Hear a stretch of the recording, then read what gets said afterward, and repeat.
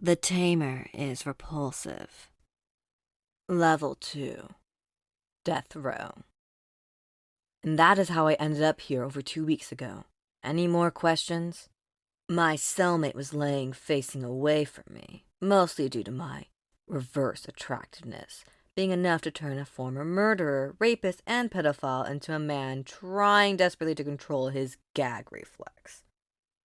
Ever since I was thrown in this cell, something about me felt off, and I hoped that talking with my cellmate would help me feel better. Yeah, just one. I reclined against the cold stones of our shared cell in the depths of the castle dungeon. I was still wearing my equipment as the guards were too disgusted with me to even bother trying to touch either me or my stuff. True, I could just bend the bars to escape. The HP bars above the heads of the guards outside my cell made it clear that they were elites, and I didn't want to risk my life just to see if I could respawn in this world. Shoot. If you have such an elaborate lie about yourself, couldn't you at least make it a bit more believable? I already told you several times that you would find it hard to believe, and I already went over the story several times. My story is not going to change after the 10th time I tell it. But seriously, it's freaking unbelievable. No wonder you're down here with me, though. Making the princess empty her guts in front of so many people. Well, you really are a fucking ugly bastard, aren't you? She wasn't the only one that needed to clean their mouth. I guess about 40 to 60% of the people there puked their guts out. My cellmate snickered and said, Wish I could have seen those shitty nobles and shit do that. I pulled up the hood of my cloak and turned over away from my cellmate, allowing him to get up without throwing up. The sound of banging on the cell door from our side and the words of my cellmate pleading to be moved from their cell could be heard for the umpteenth time, and the cycle was starting to get annoying. Just for shits and giggles, I decided to check my menu to see if I could contact my tamed beings. Much to my surprise, the menu displayed that there was a connection between myself and them, but only a partial one. They were there, somehow, but I couldn't bring them to me, nor could I order them around. Their names were not crossed out, which would indicate their deaths, but they were colored gray. My eyes perused the formerly large list of various beings I had tamed, and I realized something interesting. Most of the mobs I had back in the game were no longer there in the menu, but thankfully they were not the most powerful of my menagerie. There were a few names that were still there from before the transfer, but they were much fewer than the number that had once made me the top tamer. I pulled out a mask from my item box and put it on using the menu. Rising to my feet, the despicable piece of human trash who was still pounding at the door was startled and initially tried to avoid looking at my face before realizing that the mask I wore prevented him from seeing even a hint of my hideous visage. I paced around the cell for a while before stopping and noticing something peculiar. I paced around the cell for a while before stopping and noticing something peculiar. There was a large black rat that seemed to gaze at me from outside the cell door with its red eyes.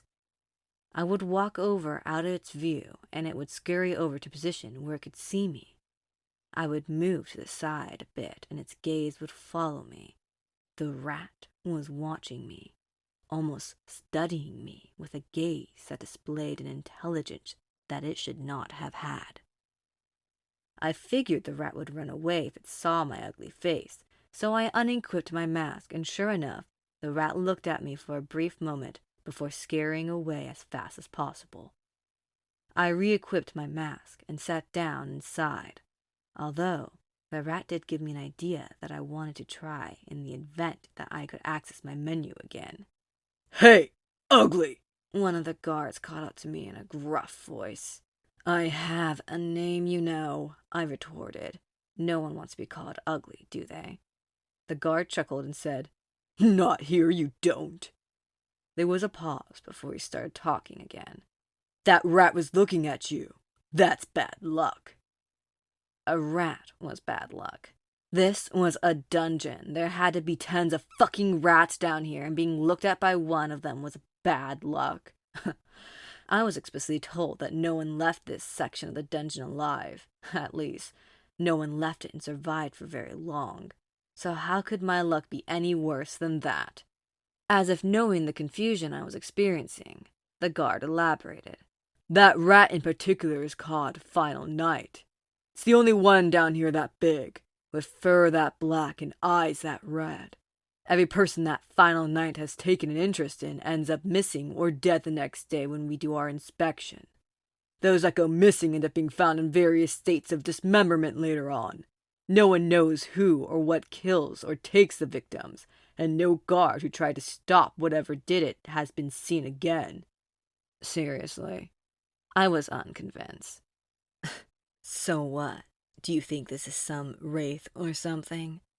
A wraith would be able to phase through walls and are capable of serious debuffs, but it would need to work with some other being to deal with locks and such. The guard laughed aloud and got up from his chair. Even if you don't believe that myth, it doesn't matter. You've been down here long enough. My cellmate raised his hands into the air and let out a shout of joy. We both understood what this meant. Oi! Get away from the doors and put your hands against the opposite wall, legs apart, and you keep that mask on. As I walked out of the cell, my hands bound behind my back, something inside me felt different. It was almost like whatever had felt wrong before was no longer there, and in its place was a feeling like everything was normal. I was a smart cookie, or so my first grade teacher had said, and I opened the menu and was giddy with excitement. Eyes up front! Watch where you're going, dead man! As I was led through the dungeon, we eventually reached a place that seemed to be an open courtyard, and in it stood a single wooden structure. It was a set of gallows, complete with a trap door for its victim to fall through and break their neck. Princess Puke, as I'd come to call her, was seated along with her father and several other people, waiting for me to swing.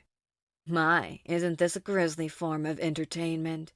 Do they not have blood sports here? Nothing better to do than watch an innocent man die? My remarks were meant for a smack to the head, which rather remarkably didn't hurt at all and didn't drop my HP at all. I could tell that the guy who hit me put his all into the blow, too. as his mace had been swung with full enough force that it should, at the very least, have seriously shaken me. However, I had no time to contemplate my predicament, as I had the hangman's necktie placed around my throat.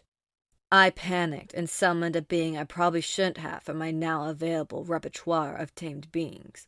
I glanced around to see if the Kingslayer from the 4th expansion had appeared, and, to my horror, the assassin of kings had not made herself known. "Do you have any last words, you filthy, subhuman animal?" Princess Puke yelled her question at me in her shrill voice, obviously not caring about what I had to say. I only had one thing to yell, and it was misinterpreted by Princess Puke. "Squeak!"